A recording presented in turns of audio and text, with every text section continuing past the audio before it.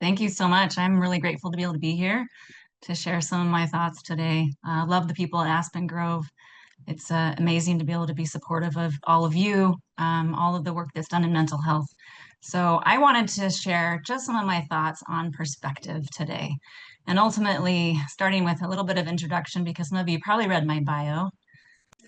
But my bio says I'm a clapper, and I wanted to explain what that is, really recognizing our ability to show up for other people. I read once that certain people call themselves clappers, and you think about when someone goes to a race and there's a lot of heavy, hard miles.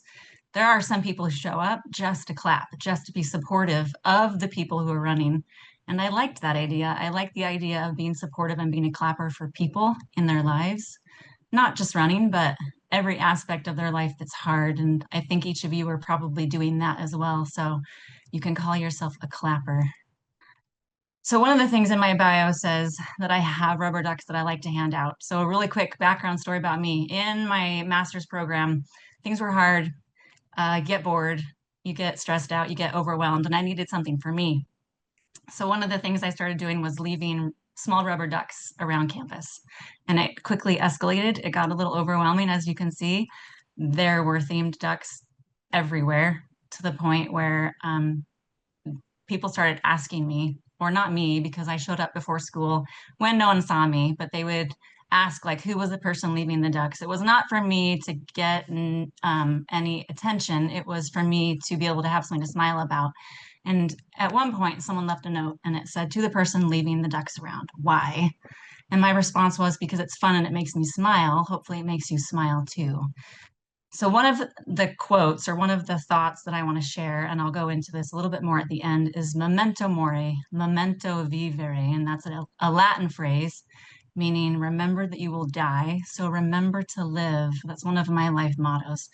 And it's what can I do that's going to make my life better and maybe make the lives of those around me better. So leaving ducks was just a simple way for me to really maybe laugh and enjoy my day, and it helped make other people's day better. So a little about me. Disclaimer. I know that there are things I don't know. I am human. I make mistakes and I am learning. Please help me do better and forgive me in the process. So ultimately, your feedback today is so welcome. I know that I don't know everything. I ask for permission to make mistakes. And if I say something that's offensive today, I genuinely don't intend to. But I would love your feedback when you do that review of today's presentation. Like, give me something to improve on. So ultimately, talking about perspective, what is our ethical responsibility? Looking at different code of ethics, the National Association of Social Workers Code of Ethics talks about cultural competence, saying social workers should demonstrate awareness and cultural humility by engaging in critical self-reflection, understanding their own bias, and engaging in self-correction, recognizing clients as experts of their own culture, committing to lifelong learning, and holding institutions accountable for advancing cultural humility.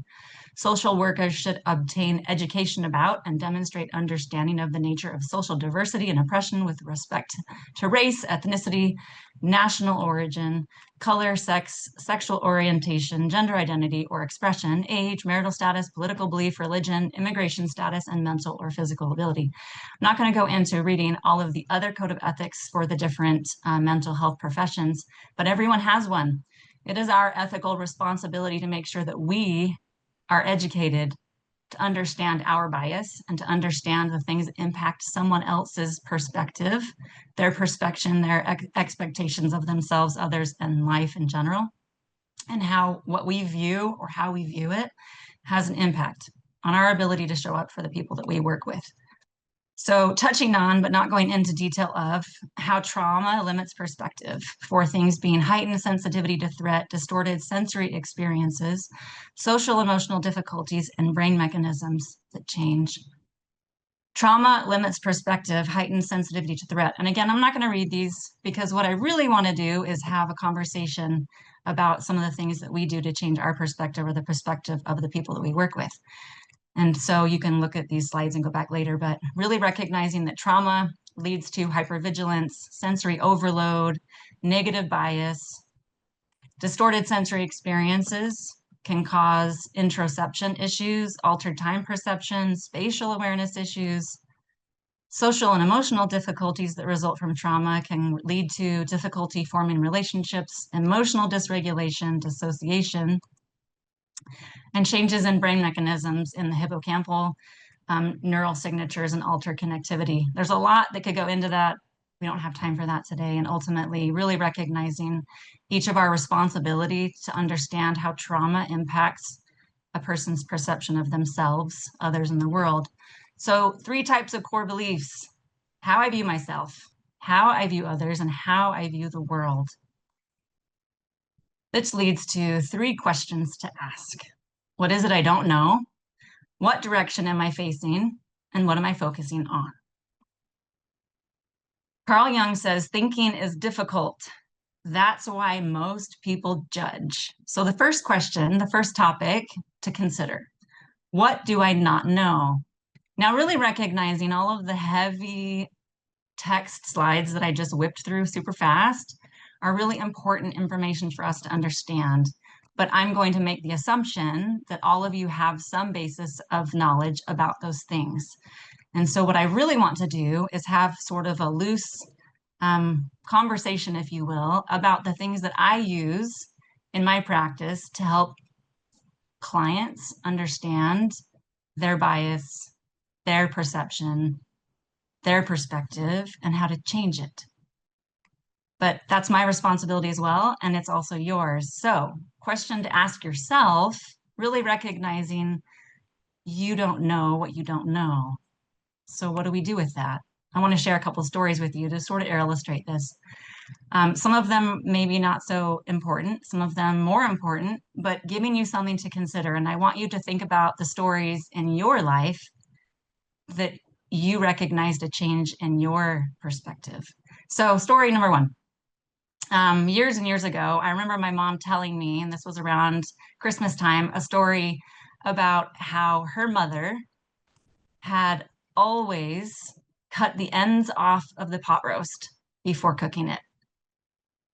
She would buy a pot roast and she'd cut the ends off and then she'd cook it. And so her children learned to cut the ends off their pot roast before cooking it. And they did this for years until one evening they were sitting down, around like a family gathering meal. And somebody asked, well, why did you do that? And my grandmother said that she was poor and didn't have money to buy a big enough pan for the pot roast. So all this time, her children had been cutting the ends off their pot roast to cook it because that's what they had been taught or what they had learned, and not realizing that ultimately that wasn't part of the recipe. That was a result of their mother not having money to buy a bigger pan. So our perception, really recognizing we're limited in knowledge and that maybe that has an influence on what it is that we're doing. So this is a benign example, excuse me, where no one was hurt in this judgment or this perception that wasn't maybe totally accurate, didn't have the full story, didn't have all the information. So the next story, and I'm going to read this one because I paraphrased poorly, but it's a story that I had read years ago, and it really hit home to me, and I've remembered it ever since. But it says, the story is told of a man named Jack, who had a beloved bird hunting dog named Cassie. Jack was so proud of Cassie and often bragged about what a skilled dog she was. To prove this, Jack invited some friends to watch Cassie perform.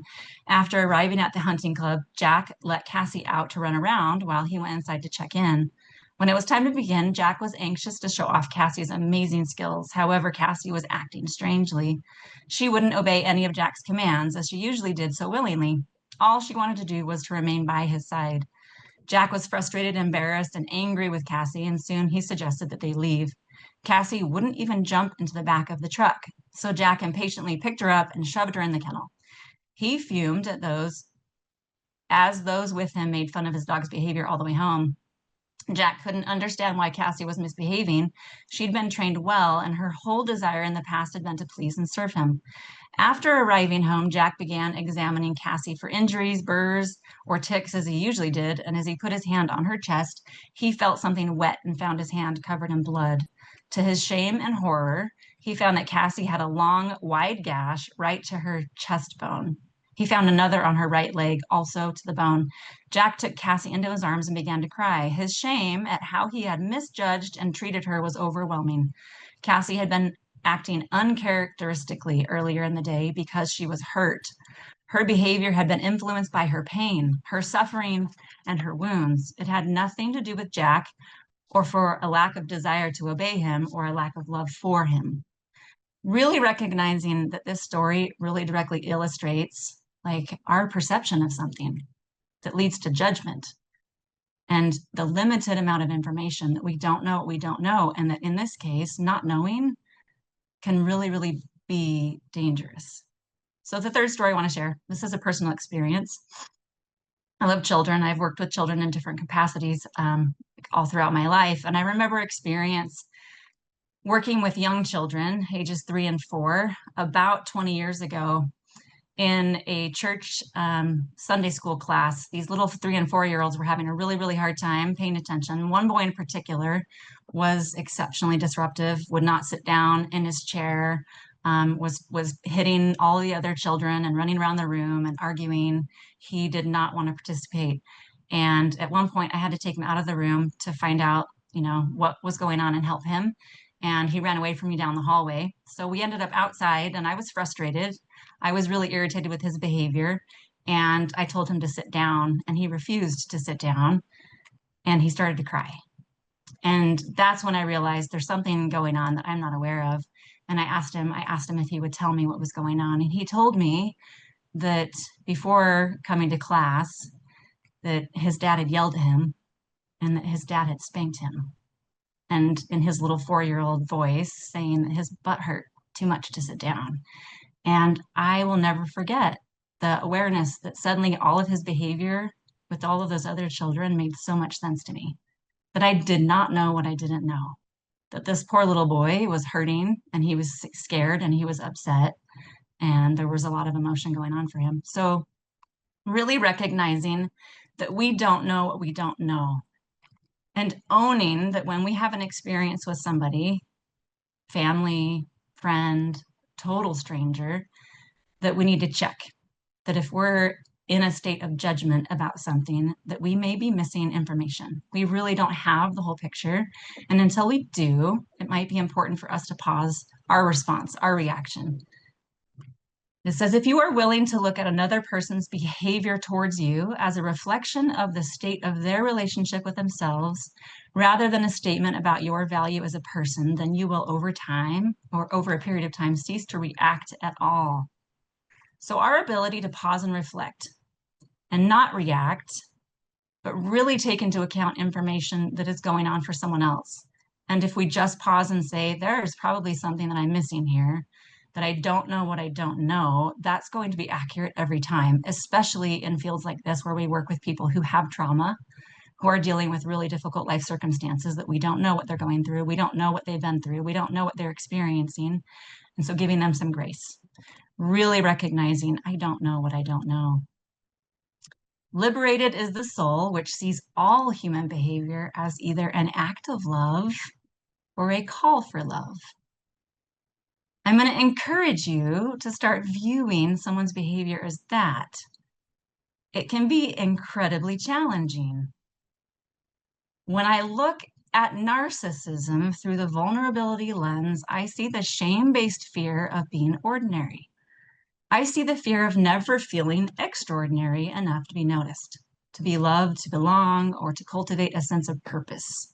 Love Brené Brown for all of her work, but this is a challenging viewpoint. This is a challenging perspective to take. But does it help you see someone's behavior a little bit differently and not react? That we can look at their why, try to understand that there's something that's pushing it or driving it, something that's motivating that behavior, and we can approach it with a different response instead of our reaction, our judgment. Reality is unbiased. Perspective is biased. A visual to really understand, we are limited in what we see. That complex sets of systems can be beyond our comprehension when we have a very, very narrow focus. Okay, wisdom accepts that all things have two sides. All right, really recognizing that. So I missed a few slides. So here's perspective. Really recognizing that our perspective is what? Depending on which way we're facing or which angle we're looking at, we can have an object, this is truth, and then we have a viewpoint that's a square that is true, or from a different angle, a viewpoint that's a circle that is true. But actually, there's not just two. Depending on the angle, there might be three. And depending on the perspective, that reality might be wrong. It doesn't mean that you're the only one who might have some insight on the truth. Really recognizing multiple perspectives. They say there's two sides to any story, but hold on, if there's multiple people there, if there's more than two people, there's me more than two sides. Really taking that into account. I apologize. So my slideshow got a little bit wonky, and I'll catch back up. But if you're familiar with the story, or the poem, I should say, about the blind men and the elephant, it's a really good example of perspective and how we can feel like we know our truth and someone else can be touching some other part of what is their truth, and it will look drastically different than ours. So truth, the viewpoint, and our limitation is the bias, and our perception is what comes through the bias.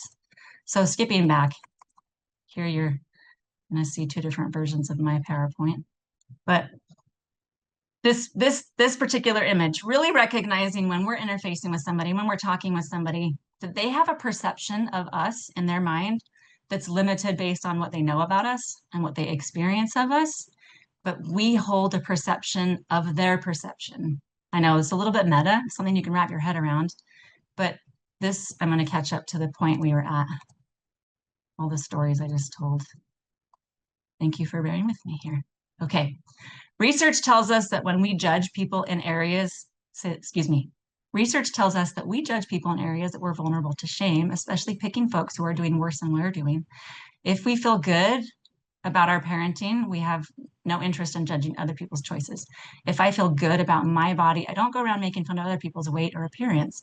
We're hard on each other because we're using each other as a launching pad out of our own perceived shame and deficiency. Brene Brown, recognizing that as providers of care in whatever capacity, we need to be able to recognize the ways that our judgment or our shame or our experiences are having an influence, that bias, that limiting perspective. If you can't ask for help without self-judgment, you can't offer help without judging others. You don't know what you don't know. Stop giving yourself a hard time for that. I frequently have this conversation with clients where they have expectation for themselves to know how to do something. And the concept is to allow that you don't know, and allow opportunity to learn what you don't know. I have so many clients who give themselves a hard time for not knowing how to handle their anxiety or their depression, not knowing how to communicate, not knowing a particular skill set. But I argue with them to the point of, have you ever been taught? And if no one ever taught you, is it okay that you don't know that? Is it okay that you haven't learned that? So the questions to ask, self-reflection, some of the things to consider. What did I not know when I was a child? How am I judgmental of myself? In what ways am I critical about who I am and what I do? Are there negative repeating patterns in my life? What am I hard on myself about? What do I need to forgive myself for? Really owning that you don't know what you don't know, and doing some self-reflection might help you learn the things that you don't know about yourself so that you can change your viewpoint, your perspective about yourself. It is not insult from another that causes you pain. It is the part of your mind that agrees with the insult. Agree only with the truth about you, and you are free. So question number 2, what am I focusing on? It's a lovely photo of a sunflower just growing right out of a garbage dump. And really recognizing we can focus on the trash or we can focus on the flower. So a short video for you to watch just to help with this question, if it'll play. Here we go.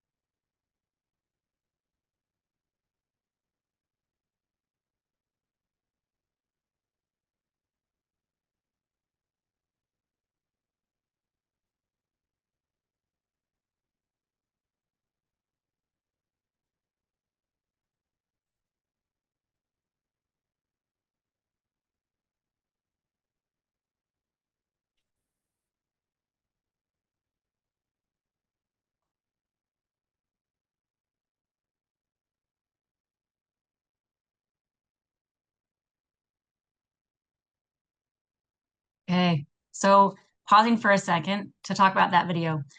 About 50% of the people who see that for the first time don't see the gorilla. I was one of those people. I did not see the gorilla the first time I watched that video. Really owning the fact that we're looking for something specific, we're going to miss other things. So thinking about what it is you're focusing on, what it is you're looking for, really changes your perspective. Your life is what you choose to see. If you choose to take note of everything you lack, to count all of the ways life has gone wrong, to focus on all the people who don't love you, your life will feel empty. But if you choose to count your blessings, to find joy in the small things, to commit yourself to love and gratitude, your life will feel full. It's really that simple. Your reality is a reflection of what you perceive. Your life is a manifestation of what you believe. Really recognizing perspective in terms of what we're looking for, what we're focused on, has a huge impact. If we're looking for something negative, we will find it. If you're looking for the positive, it will also be there. Not discounting people who live in severe trauma or abuse. Those are really, really difficult situations where the perspective might really not be possible. But wanting to focus on the lesser traumatic experiences, when we have a client come in, when we're working with someone who's struggling with anxiety or depression, and they need to change what it is that they think or what it is they feel, so much of it is perception. So much of it is the thought process. It's what you look for. It's what you're focusing on. So we think about what we experience in any given day, what happened, what I focused on, and the story I told myself. I love using little children as examples. Really, if you've worked with kids, then you can probably think of so many examples that fit with a lot of what I'm talking about today.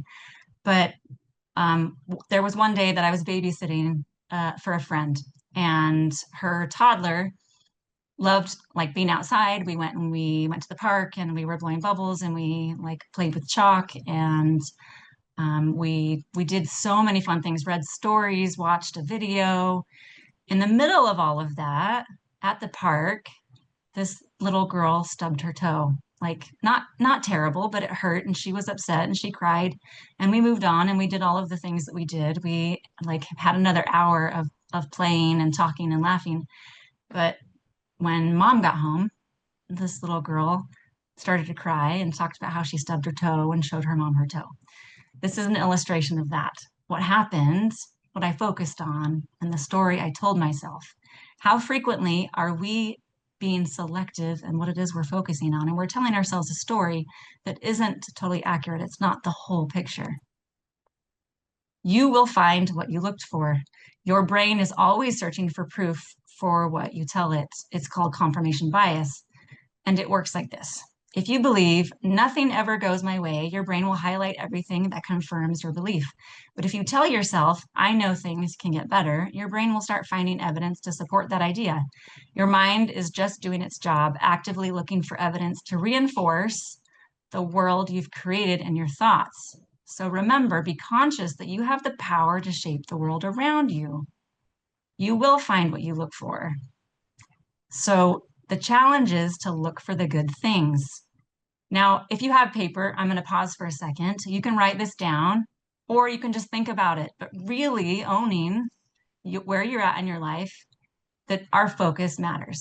10 minutes to recognize the good stuff. I love using these journaling exercises, and I have a link at the bottom or at the end of my presentation with this particular graphic designer artist and her work, and your ability to go and get copies of it from her. But 6 things, people, and places you adore. 1 thing you've worked hard to achieve. 1 thing that's going well right now. 2 subjects or pursuits you're passionate about. 2 people you can count on for warm hugs and kind words. 3 things to look forward to. So in my work as a therapist, I've done quite a few IOP groups prior to where I'm working now. Group work is awesome. I love that. And worksheets are one of my favorite things. And I would do some of these simple journaling exercises with my groups, trying to help them recognize like reframing, refocusing, redirecting, and that what we look for matters. And really owning the fact that when someone would come in really struggling with anxiety or depression, sometimes they could not do this, that they were so stuck in their focus of the negative, of the hard stuff, of the difficult things, of the things that they couldn't do right or do well, that they were having a really, really hard time seeing the good. And being able to rewire your brain requires ongoing effort, repeated over and over and over again. So I would challenge you, if you're not doing some practice that focuses on the good in your life, you can do gratitude journaling. You can do mindfulness meditation. You can do like um, being able to contact one person a day and just sharing a positive thought, but really owning the fact that what we look for, we find, and looking for the good things is going to make a difference in your life. So focus on the step in front of you, not the whole staircase. So this is kind of a whole conversation I want to have for a minute. And it doesn't really fit anywhere in my presentation, but this is something that I've had a conversation with in my office so many times. And at the risk of offending somebody, I'm going to use a swear word several times, but getting the point across and being really real with it, I am willing to do that. So food poisoning. Globally, an estimated 600 million people get sick from contaminated food each year, leading to 420,000 deaths, with children under 5 being particularly vulnerable.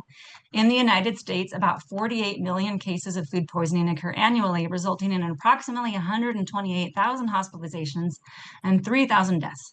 Norovirus is the most common foodborne illness in the US, while pathogens like Salmonella, E. coli, and Listeria are frequent causes of more severe cases and outbreaks. So if you know anything about food poisoning and the bacteria that cause it, those bacteria come from the digestive tract of warm-blooded mammals. So we're talking about where it comes from is poop. Okay, so really owning, like, if we're going to translate this into what we think, our thoughts, thought poisoning. So really, really negative, limiting core beliefs. I can't do anything right. I am not good enough. I am broken. I am unworthy of being loved. I am a failure. I am a waste of space. Very black and white thinking, very all or nothing thinking, but I can't tell you how many clients I've had come in here with this mindset and trying to find a way to help them really recognize the problem and own what it is that they're doing when they entertain these thoughts, the spiral that occurs, and how detrimental these thinking patterns are. So here's where it gets a little bit dirty, and I apologize if I offend anyone, but those thinking patterns, those thoughts, those limiting beliefs, I am not worthy, it's shit. So bear with me for a minute, okay? Because this is a really, really good way to accurately understand what it is we're doing to ourselves. I don't share this with every client, but the ones that are really struggling, like sometimes we go there. And it's been a really, really good metaphor to hit home. So you're walking down the sidewalk. For those of you who are just entering the room, I apologize that you're walking on this. You're walking down the sidewalk and a dog has just used the bathroom directly in front of you. What do you do? Now, I want you to be visual here. I apologize if you're eating lunch. If you need to like not listen to this, then that's okay. But if you are entertaining these negative thoughts, what you've just done is you've bent over and you've picked up that dog shit. And I want you to think about what it would be like to pick up a fresh pile. It is in your hand. It is squishy and it is smelly and it is gross and it is disgusting. But you've picked it up and you're carrying it with you. You're holding on to it. You might put it in your pocket and you take it home and you put it on the table or you put it on your nightstand and it's getting everywhere. It's getting on the doorknobs and it's getting on the handles and it's getting on your phone and it's getting on the fork and it's getting on the plate. So really recognizing what happens when you have food poisoning is your body is struggling to deal with something really toxic. And there's a physical response to that. So when we entertain these thoughts, I can't do anything. I am not good enough. I am broken. I am unworthy of being loved. I am a failure. I'm a waste of space. It is like taking that shit off the sidewalk and carrying it with you. And it makes you sick. It causes a physical response. And we talk about depression and we talk about anxiety and we talk about the physical response that you have in your body when you're experiencing really negative thought processes, when you're having those emotions, when you're having guilt or you're having shame or you're having high anxiety, right? The comparison being those thoughts are shit. It's not true, but it's making you sick. But you are choosing to pick it up. You are choosing to carry it with you, and you are choosing to put it in your pocket or to put it on your nightstand. And it's a really disgusting but very accurate metaphor that if you wouldn't pick up a pile of dog shit on the sidewalk, why would you entertain thoughts that are going to cause you to feel sick the same way ingesting and really recognizing food poisoning and what it does to you?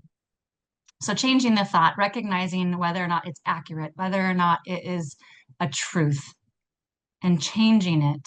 I can't do anything right. Really recognizing the limitations of I am not good enough. I am broken. I am unworthy of being loved. I'm a failure. I'm a waste of space.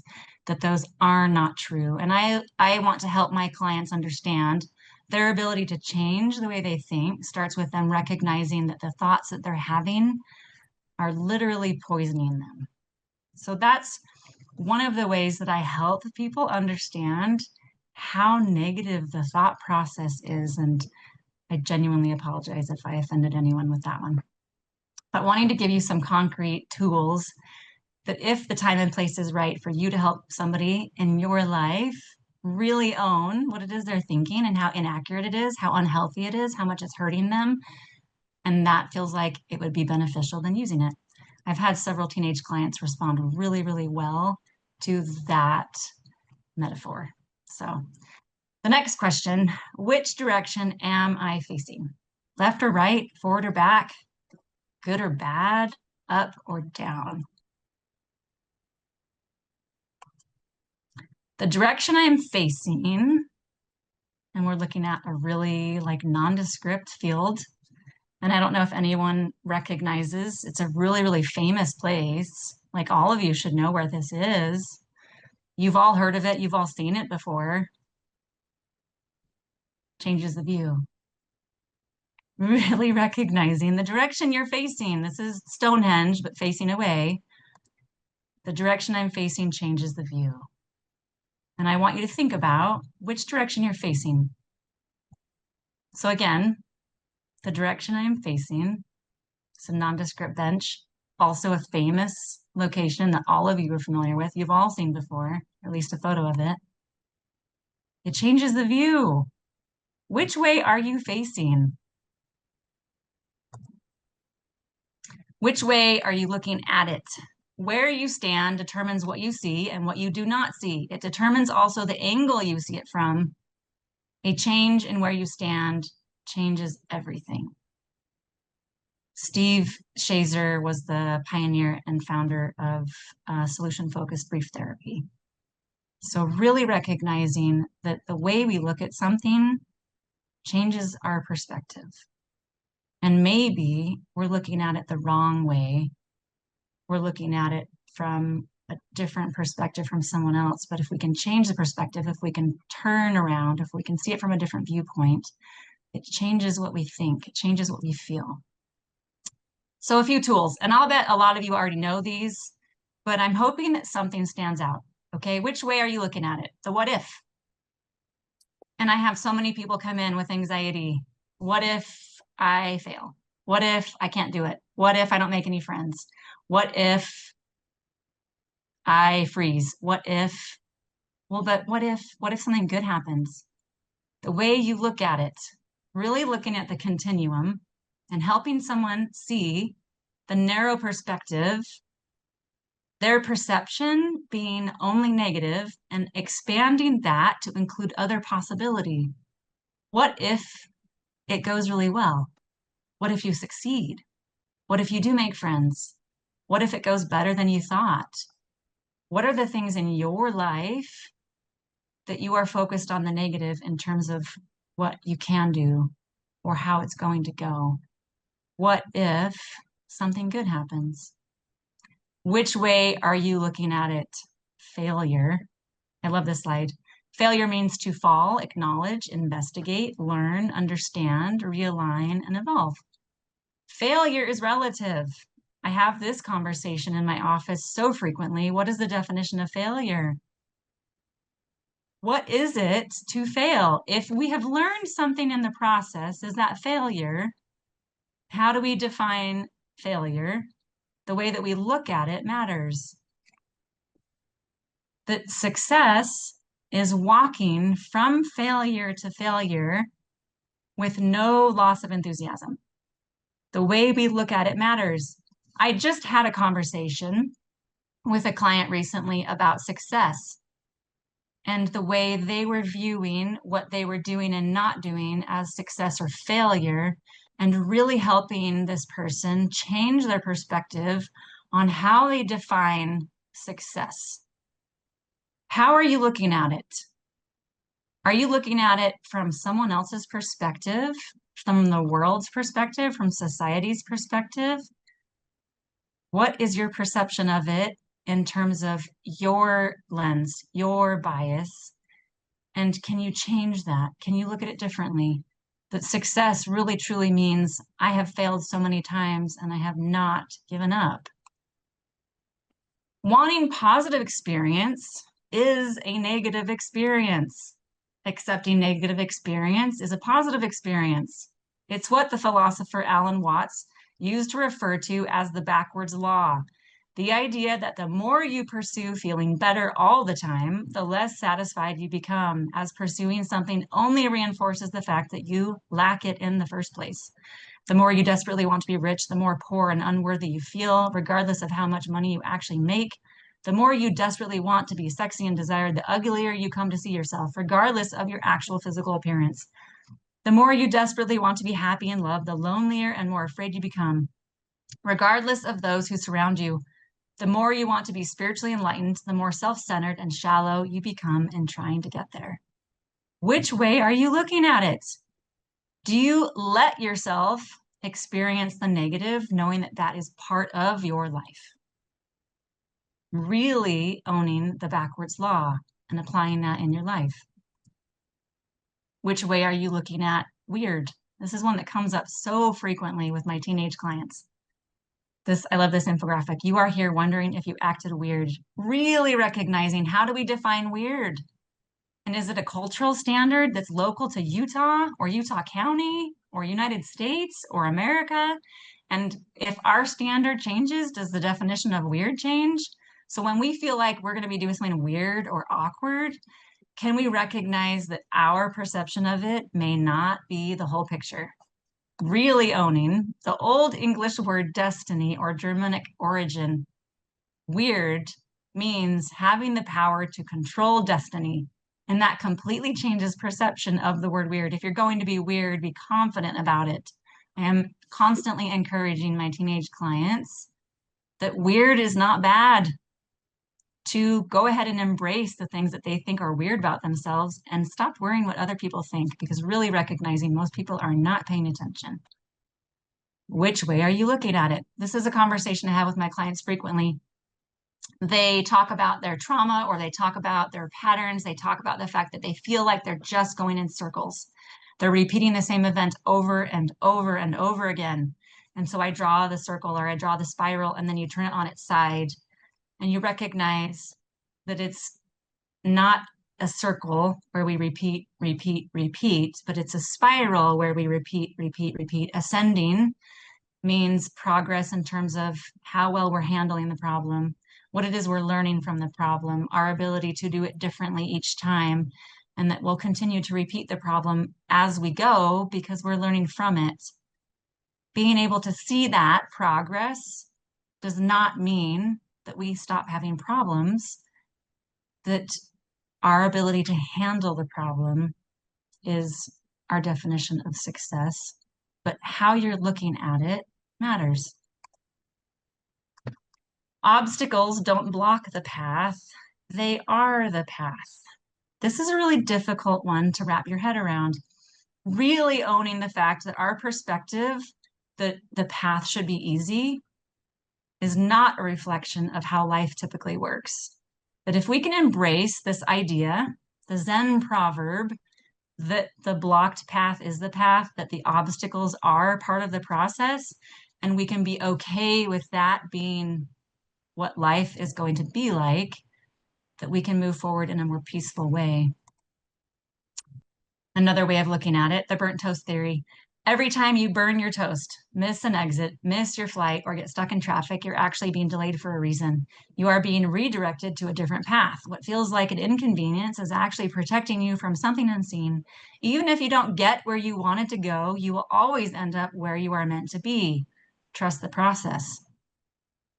This isn't always true, but I'll bet everybody in this seminar, watching this presentation, if you stop and think about it, there was an experience where you had something happen that felt negative and the outcome was actually positive. So challenging the perception, the perspective, the way you are looking at what you experience.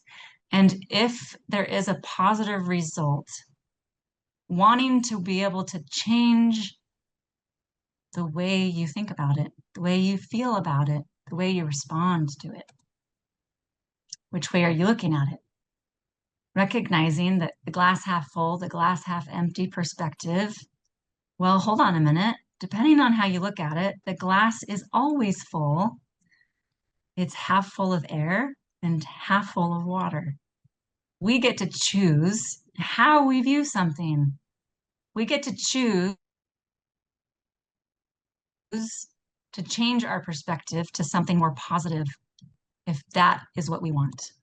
So a last thought on perspective. What if you only had one more year to live? Bronnie Ware is an author. She talks about her work in hospice, that she has spent years of time helping those who are dying. And you can look her up. I've added a link in at the end of my PowerPoint to her work. But she wrote a book, The Top 5 Regrets of the Dying. She was able to gather all of this information and come up with these 5 regrets after so many conversations with people that were like within weeks and days of dying.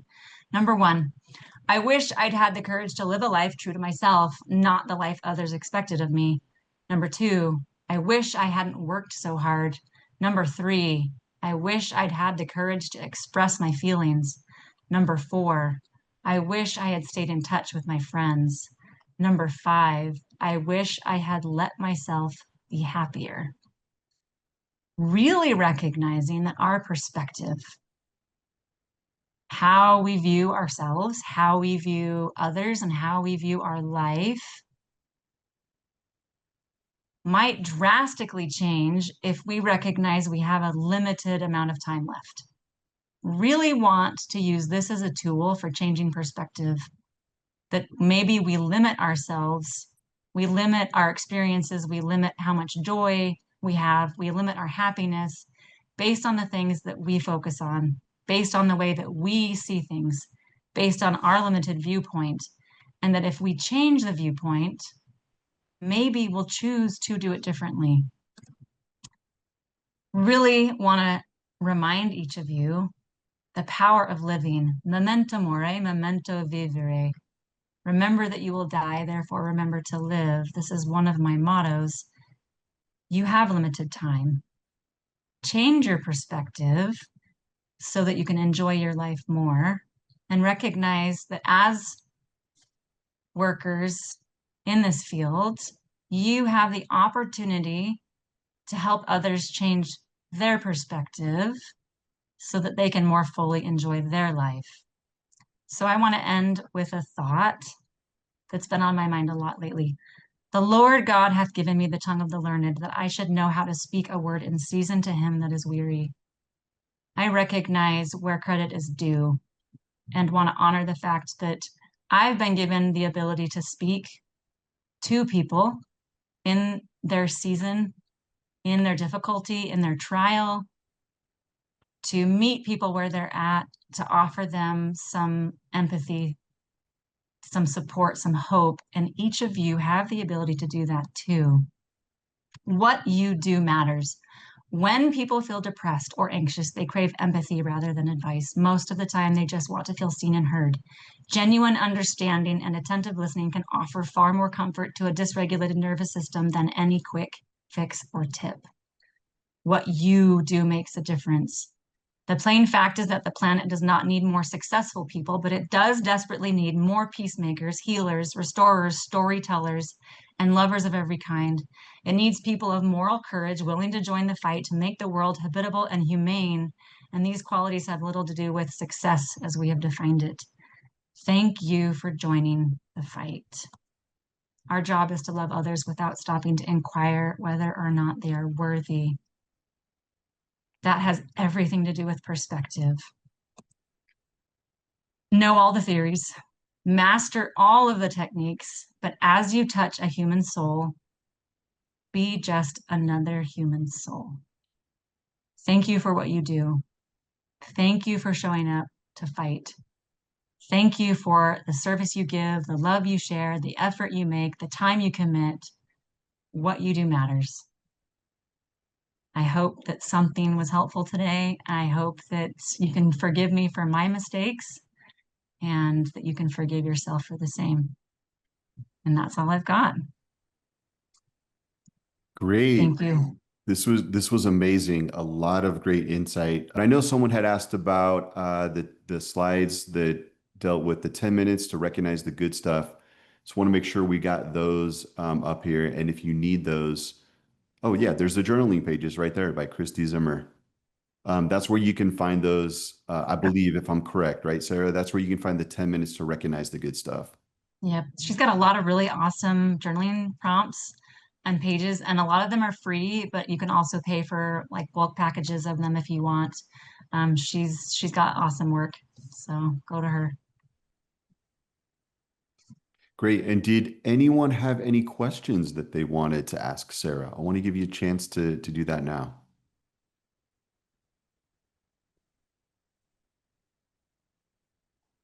You can either jump in the chat or just unmute yourself and speak freely, please. Thank you so much for your devotion and your depth in what you offered us to be able to find a place where we can share that with others, because sometimes that's where I feel that I'm inadequate. I don't have those follow-ups to give them the appreciation that they might have for themselves, and I just want to thank you for following through and having all that information available to us. Of course. Thank you. Really recognizing that I am just offering my perspective on these things and that everybody is an expert of their own life. Ultimately, would love to hear all of everybody's input on what has changed their perspective and how they help all of the people that they work with shift their perspective too. Awesome. And you just scratched the surface. I would love to be able to hear from you again. Thank you. Is there a possibility of a second time? Be happy to sign up for something else and speak again. I know someone asked for my contact info. I was trying to open up the PowerPoint again and get to the right slide, but it's not letting me go backwards for some reason. So hold on a second. While you're looking, Sarah, fabulous job. I've known Sarah for quite some time, and I don't know if I've ever met a more insightful and intuitive therapist. Her ability to know what people need and when they need it is remarkable. She is somebody that I consult with just to make sure I'm on the right path when working with somebody quite often. Nice job, Sarah. Thank you so much. I've had an amazing opportunity working with so many incredible people and really want to own the fact that it's a collective. We support each other, we learn from each other. And I have loved all of the men and women that I've been able to work with and serve with in every capacity. And credit goes to so many of you for helping me become who I am. So thank you.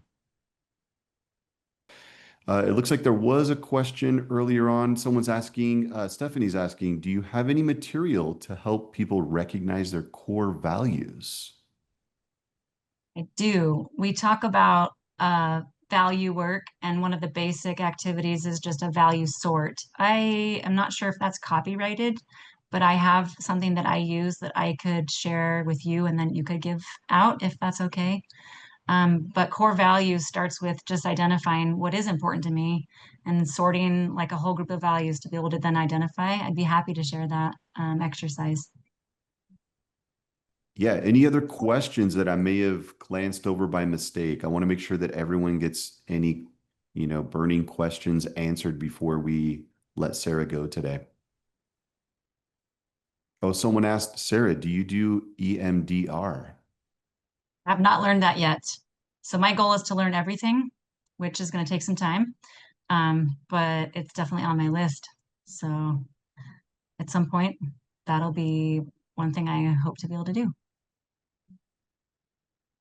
Great.